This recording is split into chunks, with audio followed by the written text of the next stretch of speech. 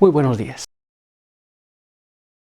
Dios de la lección. Quiero recordarte que estamos en la última semana de este trimestre y tenemos un tema muy interesante que hemos estado estudiando durante todo este trimestre.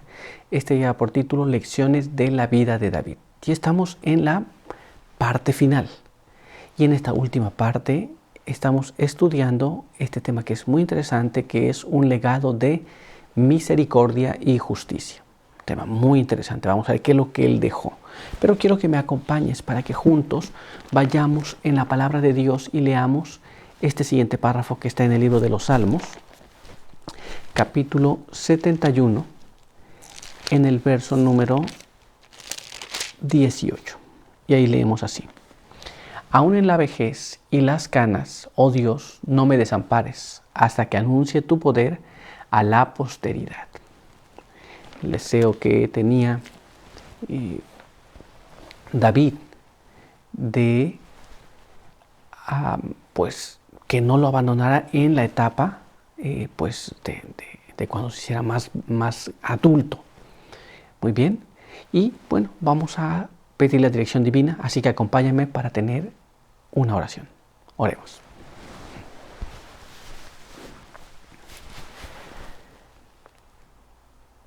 Padre eterno que está en los cielos, santo y bendito sea su nombre. En esta mañana estamos delante de su presencia muy agradecidos por permitirnos la vida, la salud.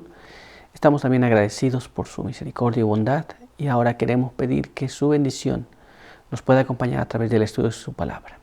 Pedimos su buen espíritu y que todo lo que leamos también podamos ser edificados espiritualmente cada uno. Pedimos todo esto en el nombre de Jesús. Amén. Muy bien, pues vamos a continuar con nuestro estudio para el día de hoy. El día de hoy tenemos un apartado muy interesante que se titula Bendición y Presunción. Y nuestra primera pregunta nos dice así: brinde algunos ejemplos posteriores de la continua nobleza del espíritu de David y el cuidado de Dios por él. Bien, entonces recordemos que vamos a ver estos ejemplos en la palabra de Dios y cómo Dios le sigue cuidando y cómo Dios, aún en las condiciones que se encontró, Dios pues se manifiesta en favor de David, pero también vemos el carácter noble de David que manifestó aún en situaciones complicadas. Vamos a leer este siguiente párrafo que se encuentra en el libro de 2 de Samuel, capítulo 19, y allí vamos a leer los versos 18 hasta el verso número 23. 2 Samuel capítulo 19, verso 18 al verso 23. Y ahí leemos de esta manera.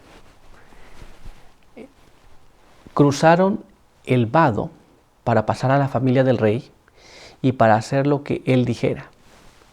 Entonces Simei, hijo de Gera, se postró ante el rey cuando él hubo pasado el Jordán y dijo al rey: no me culpe mi señor de iniquidad, ni recuerde los males que tu siervo hizo el día en que mi señor el rey salió de Jerusalén. No los guarde el rey en su corazón, porque yo, tu siervo, reconozco que he pecado, y he venido hoy, el primero de la casa de José, para recibir a mi señor el rey. Abisai, hijo de Sarbia, dijo: ¿no ha de morir por esto Simei, que maldijo al ungido del Eterno? David entonces dijo: ¿qué tengo que ver con vosotros, hijos de Sarbia, para que hoy me seáis como adversarios? ¿Ha de morir hoy alguno en Israel? ¿No sé hoy que soy rey sobre Israel? Y el rey dijo a Simei: no morirás. Y el rey se lo juró. Muy bien. Aquí vemos cómo el rey no toma una represalia en alguna forma para decir: ahora voy a hacer yo aquí. Nadie ha de morir en Israel. Muy bien. Y le juró que no pasaría esto. Entonces vemos cómo David se manifiesta aún en estas condiciones. ¿Nos damos cuenta? Pero vamos a ver qué otro ejemplo hay. Vamos a la palabra de Dios en el libro de 2 Samuel. Y ahora vamos a leer el capítulo 23. Y allí vamos a leer el verso número 14 al verso 17. Leamos cómo nos dice allí. Entonces David estaba en la fortaleza y la guarnición de los filisteos en Belén. David dijo con vehemencia: ¿quién me diera a beber el agua de la cisterna de Belén, que está a la puerta? Entonces los 3 valientes atravesaron el campamento filisteo, sacaron agua de la cisterna de Belén, que estaba a la puerta, y la trajeron a David. Pero él no la quiso beber, sino que la derramó ante el Eterno, diciendo: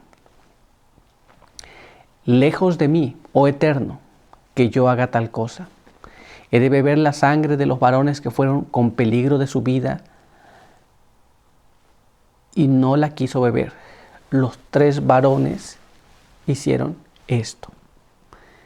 En esta situación donde se estaba encontrando David, también vemos cómo pues él quería esa agua, y los 3 valientes de David fueron y trajeron el agua. Pero él no la quiso beber, pues ellos estaban exponiendo su vida por algo que David había dicho. Muy bien, no la bebió, sino que la derramó delante del Eterno. ¿Nos damos cuenta?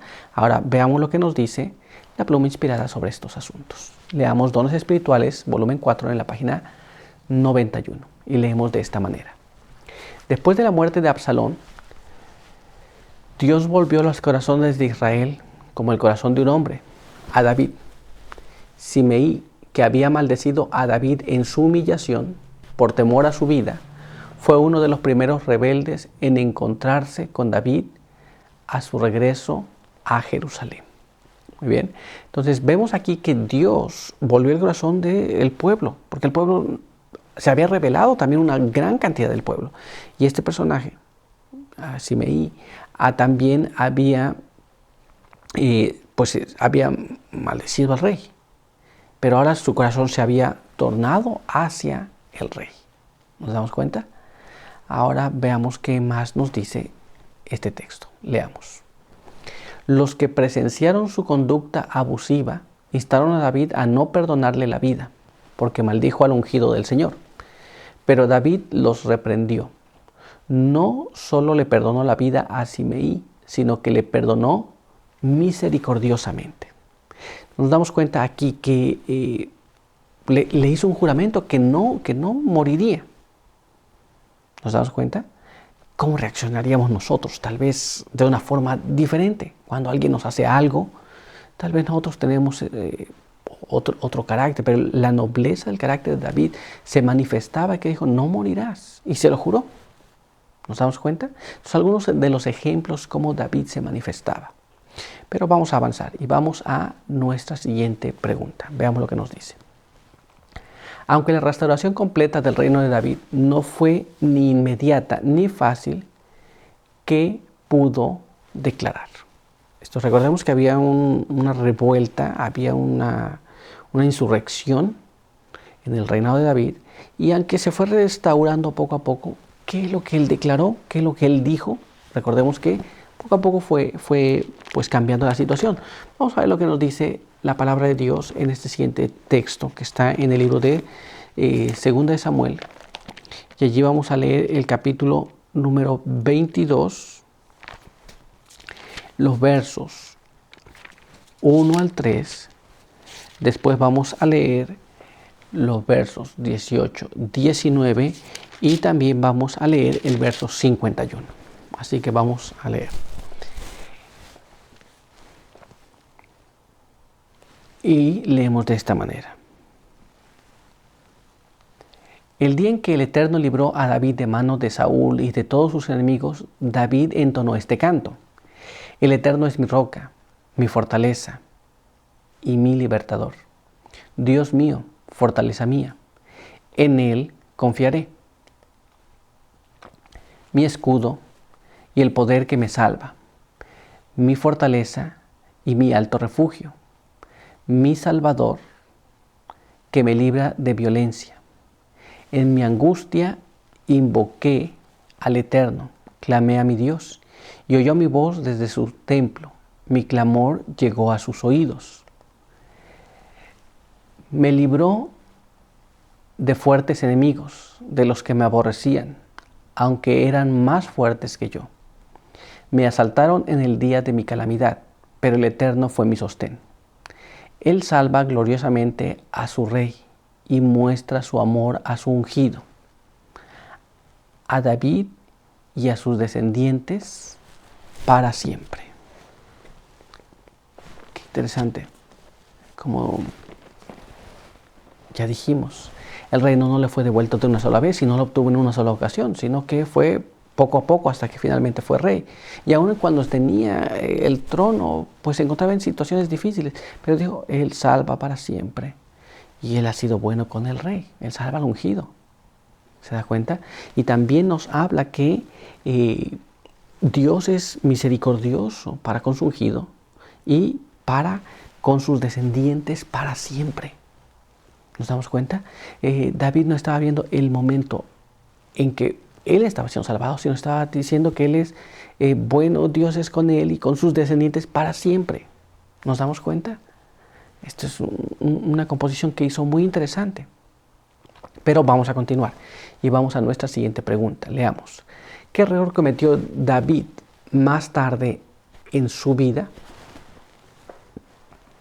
Aunque nosotros vemos cómo Dios ha tenido misericordia y cómo Dios pues ha salvado a su ungido, tal como él lo describió, ¿cuál es uno de los errores que comete David más adelante en su vida? Vamos a ver lo que la palabra de Dios nos dice en este siguiente párrafo. Leamos lo que está escrito en el libro de Primera de Crónicas, capítulo 21, el verso 1 hasta el verso 7. Leamos lo que dice allí.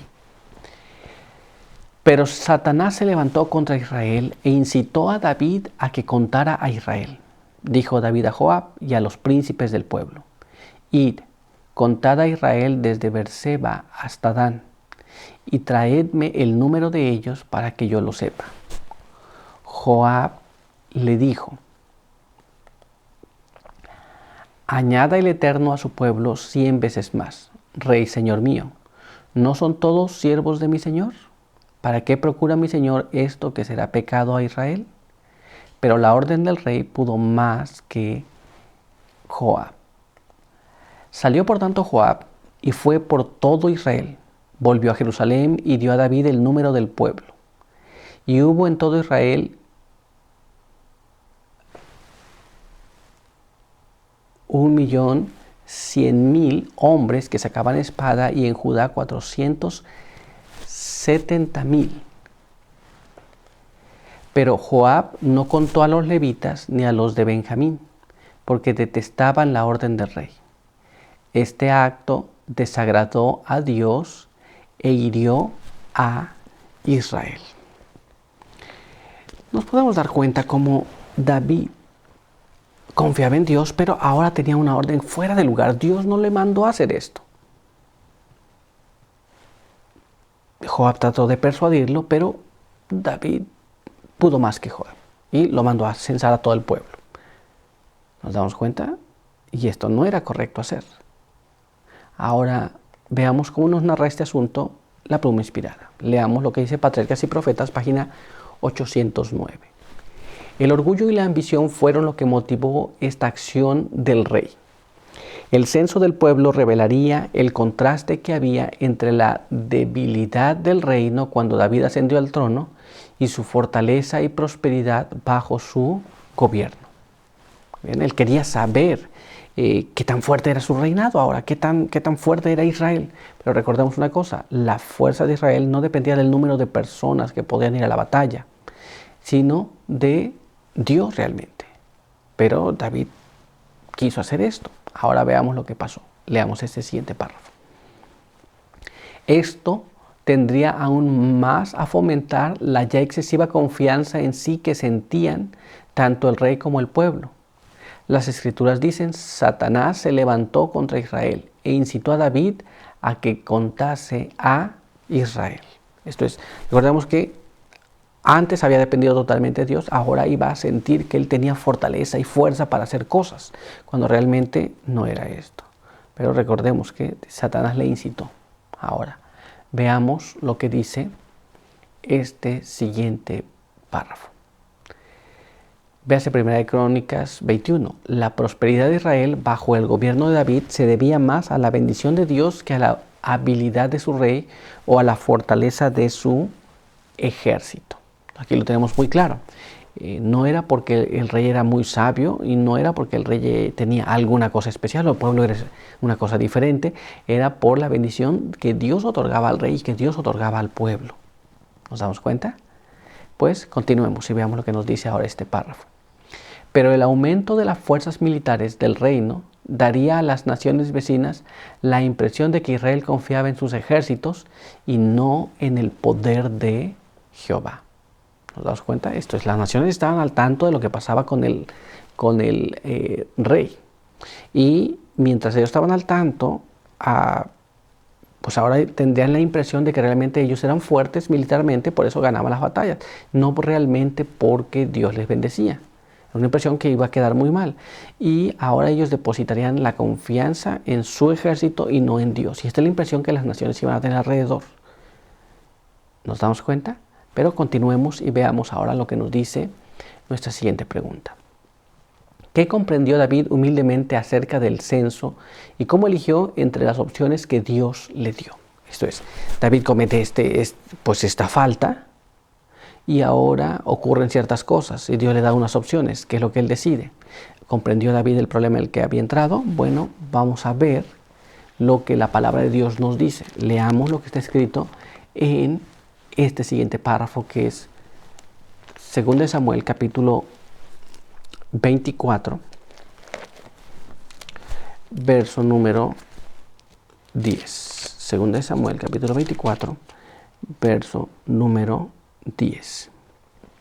Después que David hubo censado al pueblo, le remordió el corazón y David dijo al Eterno: he pecado gravemente por haber hecho esto.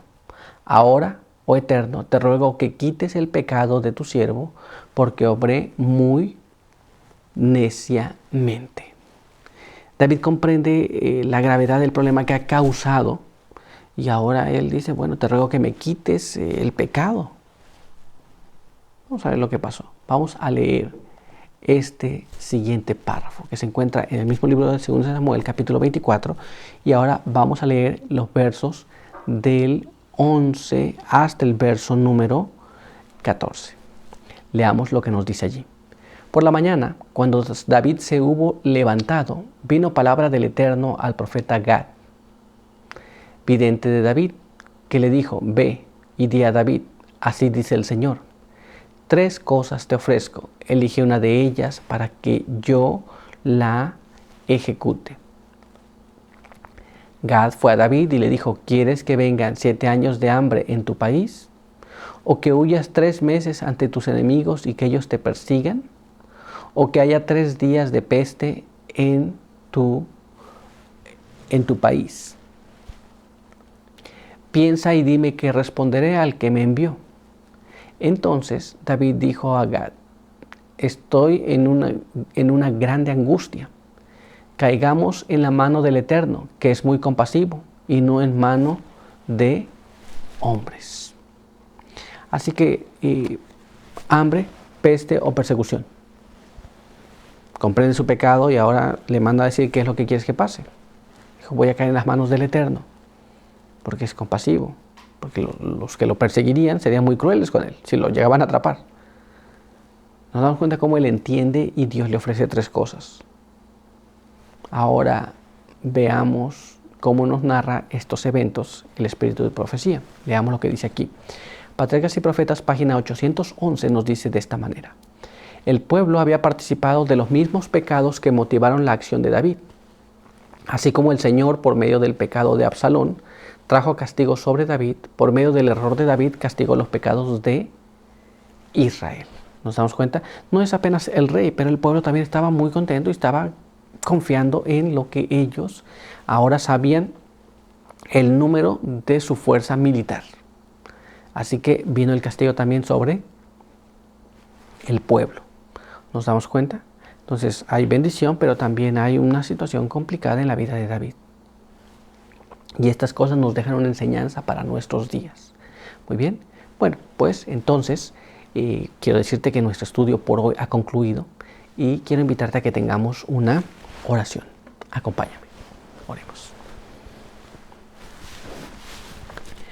Padre eterno que está en los cielos, santo y bendito sea su nombre. En esta mañana hemos estudiado su palabra, hemos visto las cosas que acontecieron y queremos pedir que nos ayude para que nosotros podamos entenderlas y podamos vivir según su voluntad.